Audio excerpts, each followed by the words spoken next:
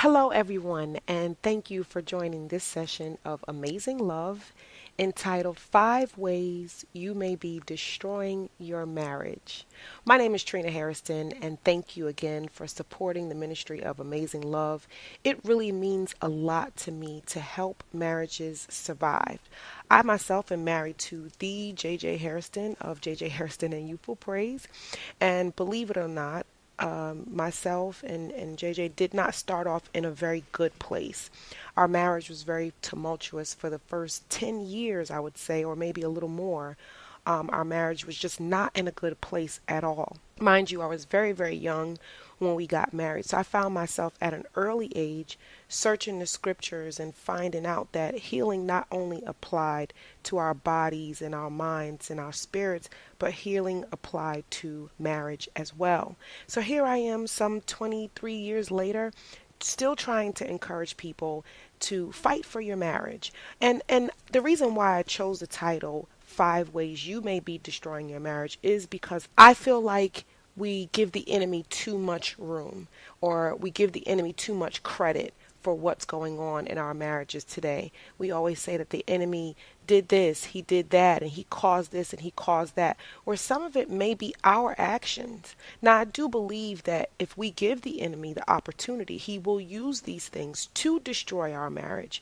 But the thing is to take the power out of the enemy's hands by controlling our actions and our words and controlling how we treat one another. And in that way, we're not giving him anything to play with or anything to allow to destroy our marriages. So I came up with these 5 things, but in my heart, I am praying that you hear from God. Maybe there's something that I have not listed that the Lord will lay upon your heart, and you will find yourself maybe apologizing to your spouse, or, just trying to do things differently so that we can all have amazing love. God's love is just amazing. So whenever you apply that to the nastiest of situations, whenever you apply God's amazing love to anything, you'll do nothing but have positive results. So that's what we're after today. So I just want to go through a few things. Number one on my list, in a way that you may be destroying your marriage, is by not showing your husband or your wife enough attention. Now, I'm not talking about the unhealthy attention where you have someone who's a very needy person that may be stemming from somewhere else. I'm just talking about giving them attention as your husband, as your wife, someone and something that you're in a relationship with, you treat. Marriage is a live organism, if you can look at it like that. It's a live being, and anything you do not feed will go into starvation mode. Anything you do not love on and make sure that you're nurturing it, it will go into a starvation mode. And I feel like a lot of our marriages are in starvation mode because we're not feeding one another. We're not giving each other words of affirmation. We're not loving on each other enough. We're not just sitting down with electronics off and just communicating with each other. If you go back to the time that you were dating this person and everything was all about impression, you called them, you text them, you wrote them letters, you sent flowers, you did whatever you had to do to show that person the proper attention to get them to know, hey, I love you and I want to build my life with you. And I think what happens is that over time we get very, very comfortable, or, we start looking into careers, or we're serving at church, or, we have kids. There's a lot of different things that take away our attention from actually feeding our marriage. So I think what we need to do is get back to maybe just setting aside a couple of hours a day, whether it be the very top of the day, a lunch break, or just some time alone before you fall asleep at nighttime, where it's just you and your spouse and you're able to create those moments. I'm all about creating these moments that last in your heart forever. And even if I can't hear from my husband because we're working or something like that, I can always reflect back to what he said earlier that day. Or, I can expect that he'll text me sometime during the day, just a simple I love you, or just something to draw our attention and our minds back towards each other. So I hope you can find yourself in some of that, and just make sure you're giving your husband and your wife the attention that they actually need. Another way where we could be starving attention is our children. Some of us spend so much time with our children until we negate that time with our spouse. Now, trust me, I love my children. I have three beautiful children. They are a priority in both JJ and my life. And I do believe that children are a gift from God. But children are also seasonal in the sense that when they become 18 years old, 20, 21, depending on the maturity of your child, they will go off to college, and then they will themselves start their own lives with their spouse. I believe that God gave us these children during this season so that we can plant those seeds of what a marriage should look like. I watched the show 19 Kids and Counting, and they were doing an interview with Michelle Duggar, and God bless her heart, with 19 kids, she said, I still have to prioritize my marriage. My marriage comes first because these are the images that I want my daughters to see when they grow up. I want them to see this is how you should treat your husband as priest of the house, and this is what you need to do to make sure your house is in order before you go out and do everything else. And likewise, you want your sons to see, okay, this is what I'm looking for in a wife. And same for the husband. You want your son to say, okay, this is the way I need to treat my wife and my children. So all of this is planting seed time when we have children. You see children and they don't have good relationships in schools and wherever they may go. If they don't know how to form good relationships and have healthy communication, 9 times out of 10 it's because they didn't have those models at home. So if we would start looking at our children as sponges, and whatever they see, not so even so much of what you say, but whatever the child sees is what they internalize and what they will then model as they grow older. So looking at your child in the way that you are pouring into them, pouring life facts and how to get along in life, you're pouring that into them as you go along. Another way that we're starving each other from attention, and this also ties into my next point, is lack of praise, especially for men and women who are in ministry and in high profile jobs. Everybody knows me, knows that I love my husband. I think he is beautiful. I think he's like the best looking man roaming the face of this earth. And you know what? I have to be honest with myself and say that somebody else probably thinks the same way I do. There's some woman somewhere who thinks my husband is amazing. And although she's standing in the crowd singing "You Deserve It" and, waving her hand and worshiping God, I'm not foolish enough to think that she does not have a fleshly side and that she's praising him on. And how empty would he feel if he came home and did not receive the same level of praise that he gets while he's ministering or while he's on his job or wherever he's at? And 9 times out of 10, we mostly work with the opposite sex. Now, there are some people who, a female may work around all females, or, a male may work around all males. But 9 times out of 10, you're working around the opposite sex, and that seems to be the majority. So in those cases, in those situations, wives and husbands both, we have to make sure that we are giving our husbands and our wives the praise that they deserve. Now, I know, like, my husband doesn't walk around the house singing, so I'm not, sing, babe, do this. Whatever he does in the home, I often use taking out the garbage as an example. I praise him for that. The garbage could be running over. I may have to ask him 2 or 3 times, but when he does take it out, you are the best garbage taker outer, for lack of a better term. But you understand what I'm saying. If your husband lays carpet, oh honey, you lay that carpet so well, it's so plush when you do it. Whatever you can find, the Bible speaks of that. Whatever is praiseworthy, whatever is noble, whatever is of good character, these are the things that we should think on, and these are the things that we should also celebrate our spouse in.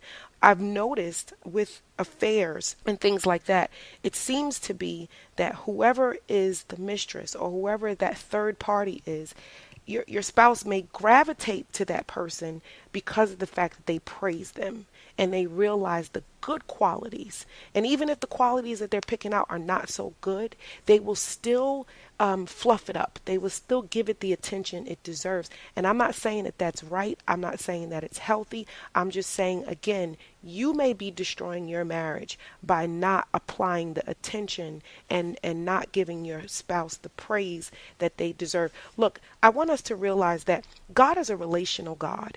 If you look at it from the very beginning, it was Father, Son, and Holy Spirit, right? All three are one. There's a relation there. And when God created marriage, he said they're one flesh. They're two people. We all know that. But there's one flesh. God loves relationships. He loves for us to be connected with one another. He loves for us to feed on and praise each other as we should. If you look at it in that instance, it gives you to know that when you're in relationship with someone, you have to give them the proper attention and the proper recognition that they deserve. I pray that you're being blessed by this. I'm going to move on to the next one, which is criticism. Oh, women especially have a hard time with this because all of this is in my opinion, but women have a hard time with this because usually we are in a motherly role. You're used to giving orders. You're used to saying, go do this, go do that. You're just giving out orders and you didn't do this right and I'm trying to show you this. And I think we forget somewhere along the line where to turn that off when we start speaking to our mates. And then we'll look at the things that our mates have done and we'll start criticizing it instead of either leading by example. There are certain things that I may not like that my husband does, but rather than harping on them and zoning in on that, let me tell you, criticism to me and all this, although this may sound corny, but criticism tears at a relationship like mice tear at cheese. And before you know it, if you hold up that piece of cheese, it has these holes in it. And those holes represent the feelings that were once there.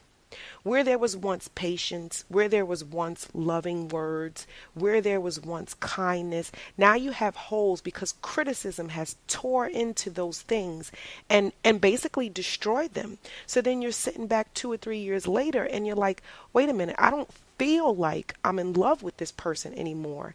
And it's not that you're not in love with the person anymore. It's just that all those areas of criticism have eaten away those little butterfly feelings that you used to get when you thought about your mate, or those loving feelings that you used to get when you thought about your mate. That stems from criticism. There's always a better way to go about something that you've said more than one time.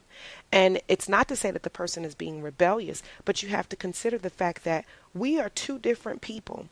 There are things that make Trina Trina. There are things that make JJ JJ. We came from two separate environments. No married couple has the same mom or dad. Some of us have different cultures. Some of us wash clothes this way. Some of us do the dishes this way. And then all of a sudden you come together and you find that, wait a minute, he doesn't do things the way I do it. Doesn't make your method right. Doesn't make his method wrong. So, and in showing someone how to do things, you may have to show them or tell them more than once. Just like when you're training up a child to walk or something, that child falls, you pick the child up again. You don't criticize the child and say, oh, you're never going to know how to walk. You're not supposed to step on your foot. And you don't do that. You lovingly embrace the child. You pick the child up again and you say, no, honey, one foot in front of the other. This is what we're going to do until the child gets it. Now, I'm not calling spouses children. I'm just saying it takes a training mode to get into when you're asking someone to do something a different way. And rather than criticizing that person, like I said, there may be a better method of getting the job done. So let's make sure we're not criticizing our spouses too much. Another dangerous thing that could be happening to destroy your marriage is comparison.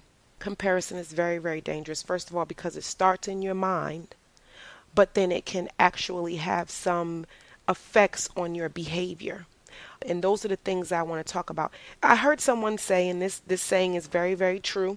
If you think someone's grass is greener on the other side, it means you really need to start watering your own. Okay? Don't look over the fence. Don't marvel at what they have. You saw it, it looked nice. Make yours just as beautiful, if not more. Don't hop that fence and go over there. First of all, you don't know what it took to get that grass green. And the images that you're seeing in your head have a root. You don't know what that root is. You don't know what's going on underneath all of that to see the polished picture that you have now. So here you are in your head comparing your spouse to what you see on TV, what you see, in day-to-day images. That comparison starts in your mind. And then you show that by becoming angry or by becoming frustrated. And let me tell you why. Because comparison sets you up for unrealistic expectations. All of a sudden, you're expecting this person to do something, to say something, to have a swag, to have a image that person, they don't even know how to do. It's not in their nature to even be anyone different. But it all started with something that you saw in your mind. Not only do I think that's not fair, again, it starts up unrealistic expectations, but then it only disappoints you. You walk away frustrated, and all of a sudden, you will have this cycle of dissatisfaction. It's a continuous circle. It starts with number one, you seeing an image. Number two, you're asking someone to conform to an image that you see. Number three, you get frustrated because the person is not conforming. Number four becomes arguments, withdrawal. All of a sudden, you can't even stand to be in the room with this person. So again, you see the image. Then you expect someone to be something that you saw and they're not doing it. You get angry, you get frustrated. Then all of a sudden, there's arguments. It's a continuous cycle of dissatisfaction based on an image that you don't even know the work that it took to put before your face. Comparison is dangerous. It leads into jealousy. It leads into lust. It leads into covetousness, which are all sins listed in the Bible. So not only do you need to ask for forgiveness to your spouse, you have to do some soul searching yourself and find out what it is that I need to cut off. Maybe I don't need to watch that reality show. Maybe I don't need to, be involved in certain groups and certain things because it puts the wrong image in your head and you're not able to handle that image without trying to change what you have now. And believe me, change is good. If there's some areas in your marriage where you feel like change is appropriate and there's some different things you want to do, fine. Let's have a comfortable, healthy conversation with your spouse and lay out these things and see how we can work towards them if it's at all possible. Another thing or another big issue that could lead into destroying your marriage is attitude. I have to take my time a little bit on this one because I think the whole clapback season, the whole having a quick one-liner, the whole being able to tell you off before you tell me off, and the damaging words and stuff like that, that is so dangerous. It really, really is. And this whole attitude thing, about I am who I am, you can't change me, and all that affects your relationships daily. It affects people on your job. It could affect your parenting skills, your attitude. It is not fair that one person's attitude can govern the whole household. And here's what I mean. In most households, if the woman is having a great day, the entire house is having a great day. Likewise, if the woman is having a bad day, the whole house is affected because of your bad day. Is that really fair? Is it fair that one person can temper the whole entire household? It's not. And again, if we're looking at children, this is what your children are going through. It's like this roller coaster ride. I don't know whether to talk to her. I don't know what the response is going to be. That all of a sudden your children are feeling scared and, don't know if they want to talk to you based on what your attitude is. It's just not a good way to be. And I hope no one gets offended by me bringing this up, but I think women have to be very, very careful not to use your monthly cycle as an excuse to have an attitude. Listen, women have been getting monthly cycles since the beginning of time. We all know what it feels like. We all know what it entails, but it's still not an excuse. I have an iPhone, and on my iPhone there's an app, and I can track my mood and everything else so that the following month I know when I start feeling a little bit off. And I know I have to temper, I have to pay a special attention to my attitude, to the way I talk, because I don't want to seem short, to my demeanor, because I don't want to seem as though I'm not in a loving mood. This may take a little bit more work than it does around that time, around monthly cycle time. Tempering your attitude takes a little bit more work, but it's something that you can do. Now, much respect to those who have medical situations and you have to take supplements and everything because that time of the month gets really, really drastic for you. I've heard that before. But I still don't want us to use that as an excuse. You have to have self-control. You have to be able to maintain a good attitude in your household because it's not just affecting you, it's affecting everyone around you and the people that you're responsible for. The next area that I want to focus on is our unwillingness to compromise. I mentioned earlier that we both come from two different backgrounds. The makeup of who we are, again, are just a product of our environment, how we grew up, what our parents showed us. All those learned skills that we get very early on in life makes us who we are. And it's not to say one person's way of doing things is wrong, and it's not to say one person's way of doing things is right. That's where compromising comes in because you always want to see things from a different perspective. Maybe doing things a different way will be more helpful to you if you will allow, and if you are a teachable person, maybe those things might be beneficial to you in learning new methods and new ways of doing things. Some of us have walls up so high on whether we're protecting ourselves, protecting something, and we're unwilling to compromise. And in a marriage, that becomes very, very difficult because although we are one flesh, we are two different people. In order to get that one flesh, there has to be a coming together. And this is more than just in a sexual sense. It's more than in a spiritual sense. It's in the natural. Sometimes you're going to have to come together by way of compromise so that things can get done the same way.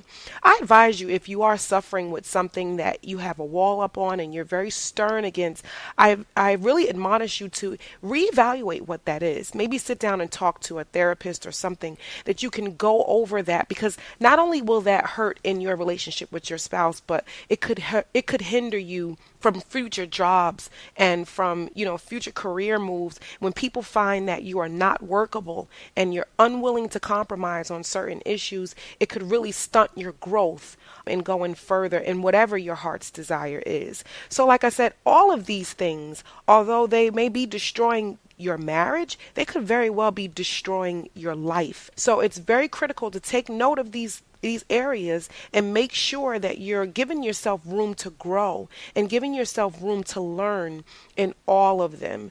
Let me tell you, you have to treat marriage like it's a living organism. And it is. Our vows say, to death do us part, meaning that nothing can separate us but death. Something has to die in order to separate us. What is it that you're allowing to die in your marriage instead of feeding it and allowing it to live and become a living organism and grow and learn from? You have to evaluate those things so that your marriage can live. You have to feed your spouse the things that you're starving them in your marriage. I pray that something we have said today touches you in a way like never before, because ultimately we want to please God. And in doing so, God pays special attention to our marriages because He created marriages. Marriages are supposed to be a model. People from the world are supposed to look at marriages as an example of Christ's undying love and undying dedication for us, His church, which is the body of Christ. So I pray that you are living these things out in your daily life behind closed doors, even more so than in front of everyone else, because behind closed doors is really what matters. So I thank you for listening. Please follow us on Amazing Love with JJ and Trina. If you have any questions or anything, please feel free to drop us a line and let us know you care and how this ministry is helping you. Once again, 5 ways you may be destroying your marriage. But if God placed something on your heart, make sure you are working on that and make sure you're making the necessary changes to see your marriage survive. Marriage works if you work it. Thank you so much for listening. God bless.